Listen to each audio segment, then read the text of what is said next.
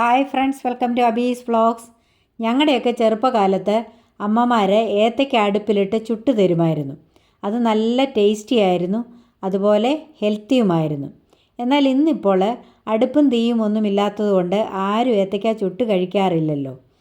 എന്നാൽ നമ്മുടെ Agaro Regal plus air ഫ്രയറിൽ അതുപോലെ തന്നെ ടേസ്റ്റി ആയിട്ട് ഏത്തയ്ക്ക ചുട്ടെടുക്കാം. അതെങ്ങനെയാണെന്ന് നമുക്കൊന്ന് നോക്കാം. അതിനുവേണ്ടി ഞാനിവിടെ 2 നാടൻ ഏത്തയ്ക്ക എടുത്തിട്ടുണ്ട്. പഴുത്ത ഏത്തയ്ക്കയാണ്, അത് തൊലിയോടുകൂടി തന്നെയാണ് എടുത്തിരിക്കുന്നത്. ഇനി നമുക്കിത് ചുട്ടെടുക്കാം. എയർ ഫ്രയർ തുറന്ന് ഏത്തയ്ക്ക അതിലേക്ക് വച്ച് കൊടുക്കാം. ഞാനിതൊരു 3 മിനിറ്റ് പ്രീഹീറ്റ് ചെയ്ത എയർ ഫ്രയറാണ്. ഇനിയും എയർ ഫ്രയർ അടച്ച് ഒന്നുകൂടി ഓൺ ചെയ്ത് കൊടുക്കാം. ഞാനിവിടെ പ്രീസെറ്റ് മെനു എയർ ഫ്രൈ എന്ന ഓപ്ഷനാണ് സെലക്ട് ചെയ്യുന്നത്. അത് 200 ഡിഗ്രിയിൽ 15 മിനിറ്റാണ് ടൈം. ഇനിയും ഇത് സ്റ്റാർട്ട് ചെയ്യാം. ഏത്തയ്ക്ക വെച്ചിട്ട് 8 മിനിറ്റായി. ഇനി ഇതൊന്ന് പോസ് ചെയ്യാം. എന്നിട്ട് ഏത്തയ്ക്കായൊന്ന് മറിച്ച് വെച്ച് കൊടുക്കാം. ഏത്തയ്ക്കായിൽ ഫൈബറും പൊട്ടാസ്യവും മാംഗനീസും വൈറ്റമിൻ സിയും ഒക്കെ ധാരാളം അടങ്ങിയിട്ടുണ്ട്. ഇത് സ്കിന്നിൻ്റെയും ഹാർട്ടിൻ്റെയും ഒക്കെ ആരോഗ്യത്തിന് നല്ലതാണ്. ഇവിടെ കണ്ടോ, ഏത്തയ്ക്കയൊക്കെ നന്നായിട്ട് കറുത്തിട്ടുണ്ട്. ഇനി നമുക്കിതുപോലെ ഒന്ന് മറിച്ച് വെച്ച് കൊടുക്കാം. ഈ ഏത്തയ്ക്ക എയർ ഫ്രൈ ചെയ്തെടുക്കുമ്പോൾ അത് ഡബിൾ ഹെൽത്തിയാണ്. ഒട്ടും എണ്ണയോ ഒന്നുമില്ല. ഇനി നമുക്കിത് അടച്ചു വെക്കാം. എന്നിട്ട് വീണ്ടും സ്റ്റാർട്ട് ചെയ്യാം. നമ്മുടെ ഏത്തയ്ക്ക വെച്ചിട്ട് 15 മിനിറ്റ് കഴിഞ്ഞു. എയർ ഫ്രയർ ഓഫായി. ഇനി നമുക്കിതൊന്ന് തുറന്ന് നോക്കാം. എന്നിട്ട് ഏത്തയ്ക്ക വെന്തോന്നൊന്ന് നോക്കാം. ഏത്തയ്ക്ക ഇവിടെ കണ്ട തൊലിയൊക്കെ കറുത്തിട്ടുണ്ട്, വെന്തിട്ടുമുണ്ട്.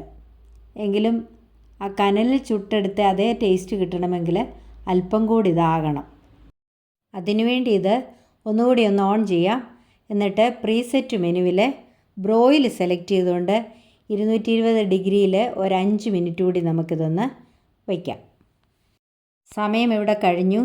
എയർ ഫ്രയർ ഓഫായി, അതിൻ്റെ ഫാനും ഓഫായി.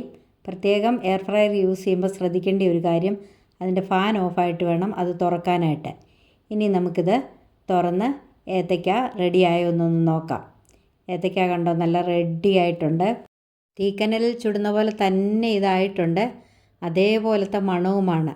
ഇനിയും ഇത് ഒരു പ്ലേറ്റിലേക്ക് നമുക്ക് മാറ്റാം.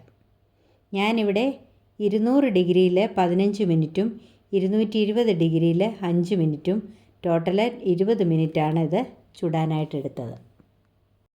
അപ്പോൾ നമ്മുടെ ഏത്തയ്ക്ക അഗാരോ റീഗൽ പ്ലസ് എയർ ഫ്രയറിൽ വെച്ച് ചുട്ടെടുത്തിട്ടുണ്ട്. ഇതിൻ്റെ തൊലിയൊക്കെ കണ്ടോ, കനലിൽ ചുടുമ്പോഴത്തെ പോലെ തന്നെ പൊട്ടിയിരിക്കുന്നത്. കനലിൽ ചുടുമ്പോഴത്തെ ചാരമില്ല എന്നേ ഉള്ളൂ. അതുപോലെ തന്നെ ടേസ്റ്റിയാണിത്.